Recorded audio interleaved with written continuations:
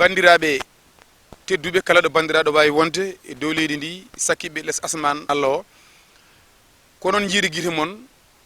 nde tawno haaloɓe pular mbi longere mawde wari nokkuɗo kono wona ɗum jomum yilino hen. Hande gonɗen ɗo henna koye e Hamadi Hunare e tawa koye e guesa mabɓe maaro ba ganduɗa ene jogui compact mawɗo to banggue gurdam innama aade e mbadi kuftidindi. Ko wona ɗum ko darɗen koye kase biteɗo A6 bandiraɓe hewɓe ene jogui fayre. Holko woni fayre nde? Ko meeɗani wadde waɗi hikka woni guese ɗe poti fuɗɗede gila ko ɓooyi kono e oɗo saaha ene waɗi hen guese ene mbaɗi ndiyam ha mbawa remede, ene waɗi hen guese ngala ndiyam ndemama awama kono sa ƴeewi guese ɗe mbawa remede ɗe ɓuuri hewde. Bandiraɓe hewɓe ene mbiya soko tawi ɗum heɓɓitaka guilay law ene wawi jibinde caɗele. Min mbiɓe holko woni caɗele moon, holko addi oɗo fitina waɗi wiiɓe nde fonno remede nde walla nde joom tracteur uji en ɗi jinno remde nde joom guese en ɓe mbi on mbawa remde joni saabu toɓo toɓani Allah sago ko ma toɓo toɓa huuɗo fuufa ndemon. So wona ɗum so ndemi joni so tawi toɓo toɓi so huuɗo fuufi kadi mamin ndemto ndeɓe kedde ɗum nde toɓo toɓi guese kewɗe e on saaha tuuɗi ndiyam ronkama yo yaltu. Bandiraɓe ko adi foof no fof kala inde mon yetto min Oumar Sow aldere mabɓe ɗo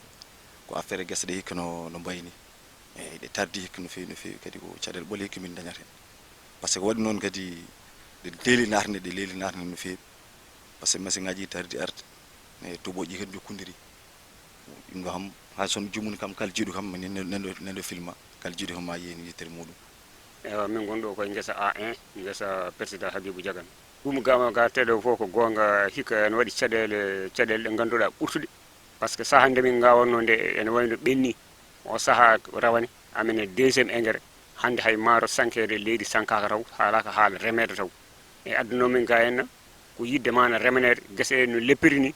hikka dal guesa ba aba heewi caɗele ha ko ɗon wawi hadde e ñagono hom soɓe jamini ɓe gaccona toon ha mois de janvier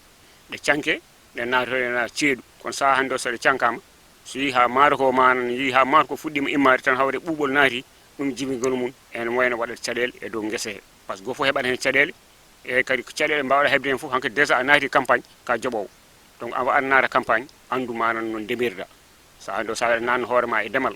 saaha nde en waɗi ka keɓaw caɗele kadi caɗele keɓataɗe ka jooɓowo ɗe. Bo bandiraɓe Oumar Darou komi mi salminima mi juurimama min ko Ama Yero mbiyetemi ɗo ko darɗo ɗo koye guesam kadi minen campagne o hikka min payimo seeɗa ko ɗum ɗo mi meeɗani heɓde oɗo campagne sa yi min paayi ko ɗum mi meeɗa heɓde ɗum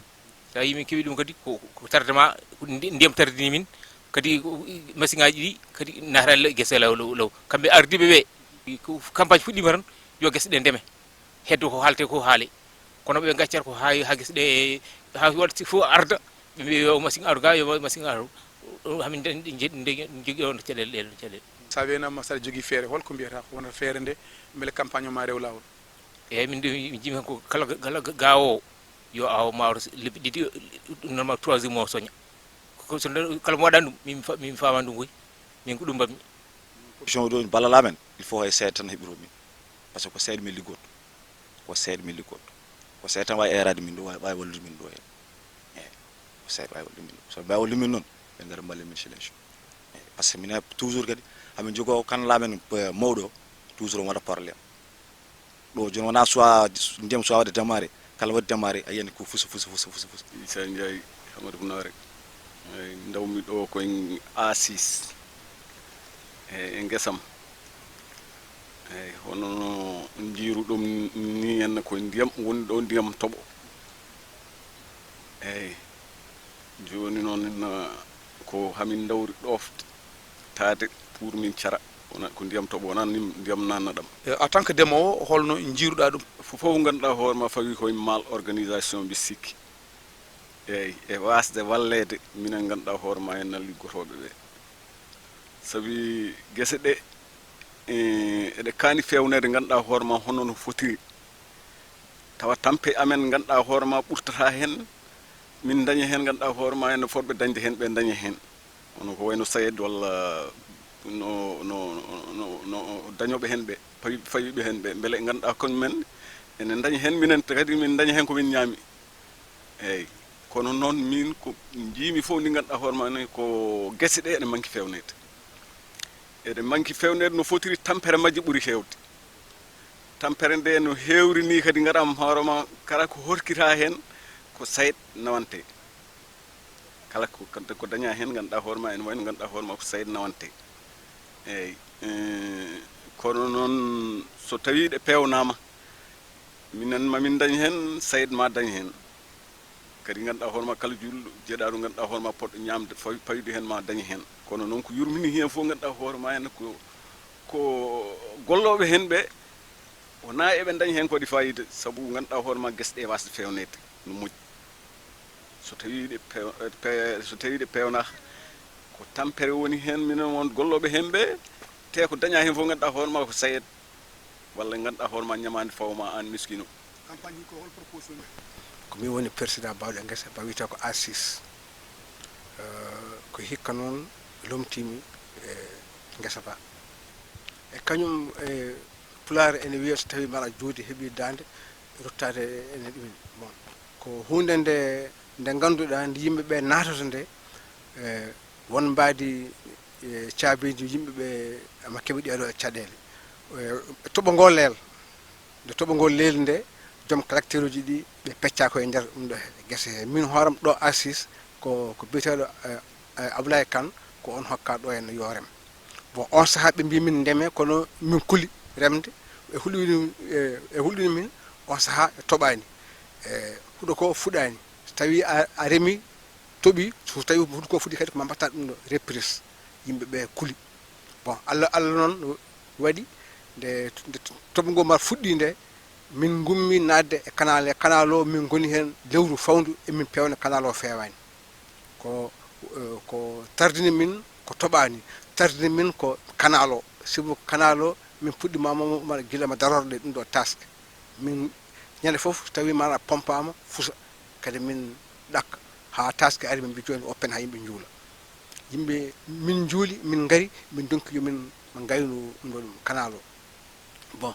société goto ene ɗo henna ene jokkunoma guese tati hikka ɓe luɓi min chargeur pour so tawi ɓuuri min doole chargeur o fewna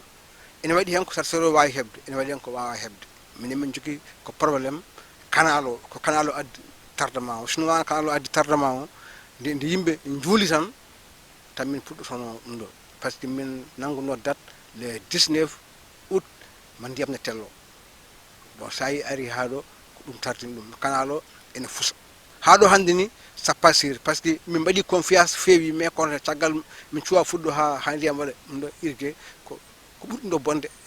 ene wawi arde yeeso kono kadi won goɗɗum ko woni hen guese ɗe wonno mbaɗirano aménagé soko tawi ndiyam naati a sohli yo ndiyam yaltu a widat ɗum guesa ba yora liggoɗa ko poɗɗa liggade ɓe jiiɗino wadde ɗum to pompage to kono noon ɓe donkani ɗum feere hande ɗo yarete eɗen mbawi wiide ɓe jogui ko probléme technique en mbaɗi approché o mo ganduɗa ko kañum tigui woni kalfinaɗo pompage o woni Sambel Tall en jiiɗino dañjude makko interview pour waɗa en expliqué holko woni dalilu soko tawi ndiyam ɗam yiɗama yo rutto en ronka kono o jaɓani e darade e yesso caméra gam haldude e bandiraɓe ko ɓuuri ko jojjude ɓeɓe ganduɗa kañumen gardi sayet yo gimmo guilay law keɓɓito kase Mouhamadou Hunare so wona ɗum ko firina mawɗo jogori wonde ma woɗɓe ndemani walla ɓe porsa ɓe ndema hawra e dabbude ɗum kadi ene wawi jibinde firna ha ɗo yarate ene woodi wiyoɓe sinno ko sago munen campagne o yo poussé o nawe ha mois de janvier fuɗɗo wonora campagne ceeɗu campagne o enne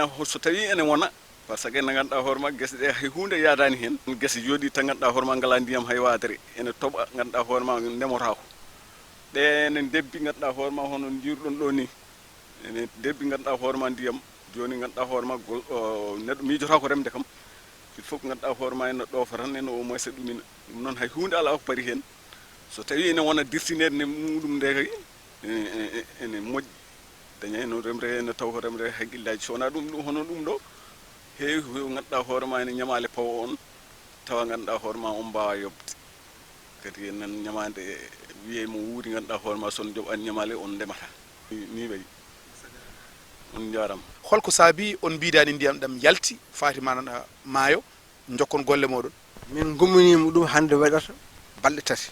ñalawma gadano ko pompis o jogii ko erel juumde holno min poti wadde haa feewa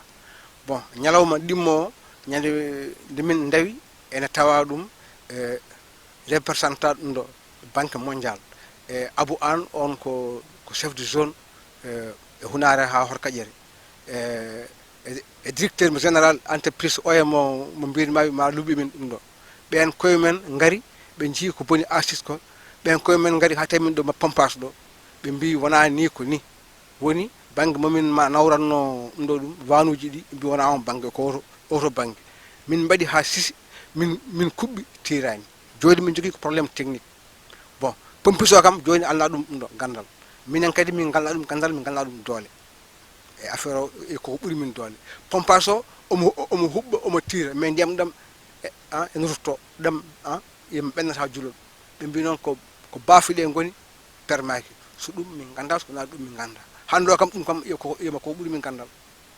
kadi so tawi tiraka min jogui fodde wonde guese 4 bon ɗen hikka ɗumin ta ndemata hattade remde ko ɗum ɗo ndiyam min hooram ko risque ene wawi mi rema ene wawi iman wasa remde affaire o noon koko ɓuuri min doole balɗe tati 8 heures ha 2 heures emin ɗon kono noon e ɓuuri min doole waɗi yimɓe hewɓe wi gueɗe ɗe foof ene jeeya ko tardde ɗum président ji ɗi mana gummaki no bernde ummade daraki no poti ni darrade e ley hettuɓe dow ɓe ene belsidi ko kalfina o ay ɗum ɗon ko hawɗoɓe ɗum ɓe so wiyama gaare batu ɓe garata batu ɓe gandata ko haalte ɗum woni ɓe kaala ko weliɓe e président ji ɗi nde ɓe joddi e ɗum ɗo union tracteur uji ɗi mara pecca e nder e guese he wiya moni foof so hoti yo haalan ɗum ɗo muɗum min hoore personnellement mi waɗi réunion arɓe ɓe mi wiɓe e yamirama yen ndem holko mbiɗon ɓe mbi oppen ha toɓa bon wona minen tawdi ma feccama wiyama comme A6 ko Abdoulaye Boy remanto ɗum A6 yimɓeɓe mbi ko ma toɓa min ɗum ala koye mbawi ɗum a wawi neɗɗo men ama remene ɗum ɗo force merci on jarama bandiraɓe daroɓe Warango TV mboɗo sikki ko ɓuuti holliri ko onon jiiri guite mon onon naniri noppi mon bandiraɓe ko kaali ko on jii min gonno koye guesa maaro ba Hamadi Hunare ha e nokku biyeteɗo A6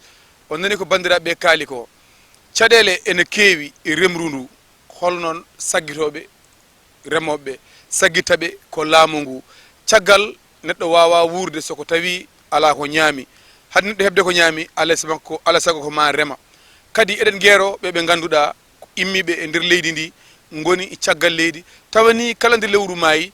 a neldat ration wallahi ko neldata ko soko tawino a waɗino feere ha o gonanɗoma ga ene remanma maaro keɓa maaro so tawino lewru fo neldanɗa ko 300 000 ma wattu neldude lewru fo 150 000 de tawno so tawi maaro joɗima hankkadi ala ko heddi so wona